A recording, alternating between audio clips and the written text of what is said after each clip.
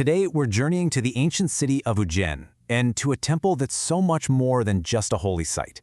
It's a place where myth, really unique architecture, and some mind-bending science all come together around one powerful idea: time itself. All right, let me just start with a question for you.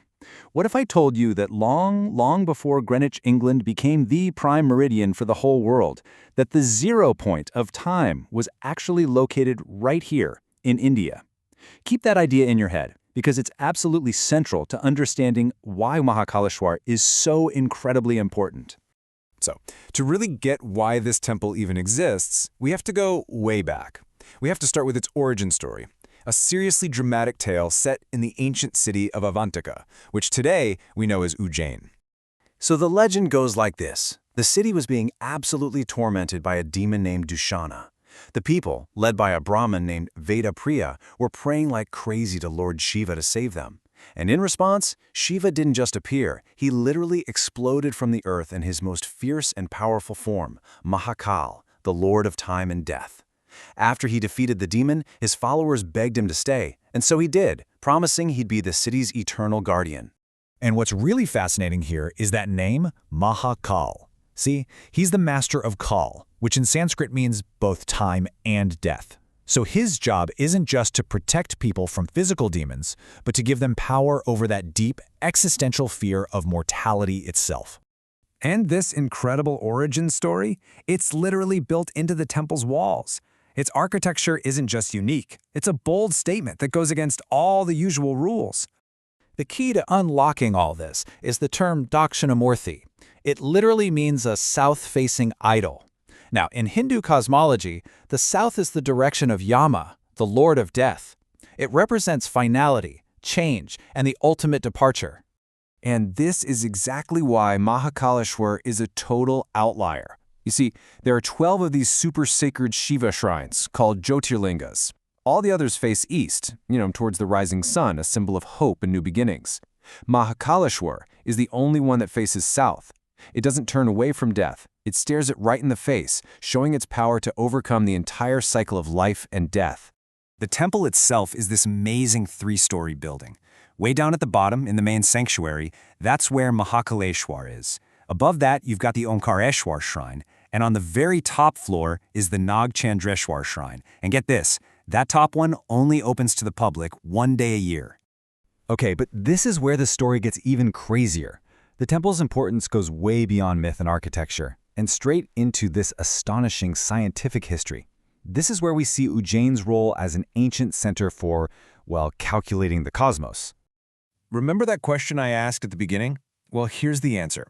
Before the whole world agreed that Greenwich, England was the prime meridian, ancient Indian astronomers and geographers saw Ujjain as the 0 point, the central line for measuring time and space across the subcontinent. So why Ujjain? Well, it was anything but random.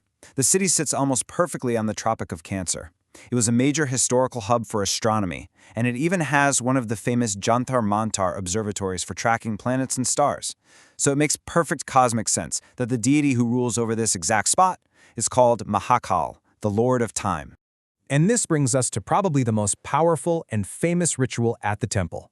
It's an experience that really visualizes the core idea of Mahakal. It's called the Bhashm Aarti. This happens every single morning before the sun comes up. And the Bhashm Aarti is so much more than a ceremony. It's like a daily, gut-level reminder of how temporary life is, and of the ultimate reality of the universe. Now, the central part of this ritual is Bhashm, which means sacred ash. And this is pretty intense. In the past, this ritual used ash brought directly from a fresh funeral pyre. I mean, you can't get a more direct and uncompromising symbol of mortality than that. Today, for practical reasons, the ash is made from burning sacred cow dung cakes, but the symbolism is every bit as powerful. What this ritual is really saying is that in the end, everything, and I mean everything in this universe, from the most powerful ruler to the smallest creature, will eventually just become ash. It's the great equalizer, the final, undeniable truth that Mahakal stands for. This belief in Mahakal's supreme power isn't just some ancient story. No, it's a living, breathing reality that actually shakes the city and even the politics of Ujjain today. It all comes down to this one deeply held local belief. It's like an unwritten rule that runs the whole city.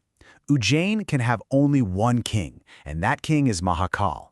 And this isn't just folklore, it has real-world effects. To this day, no visiting politician, whether it's a chief minister, a prime minister, or a president, will spend the night inside the city limits. It's a sign of respect for this tradition. And to really solidify his status as the ruler, every Monday in the holy month of Sawan, Mahakal's idol is taken out on a massive royal procession called a sawari to tour the city and meet his people. So let's just do a quick recap of what makes this place so extraordinary. It's in Ujjain, on the banks of the Shipra River. Its core belief is all about mastering time and death, and its most unique features?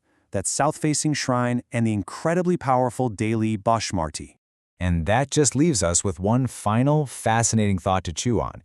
If Mahakal is not just a deity in a temple, but the living, breathing ruler of a city that was once considered the center of time calculation itself, does that mean Ujjain as a city operates on a totally different kind of time, one governed by cycles far older and deeper than the clocks on our walls? It's something to think about. Thanks for joining me for this explainer.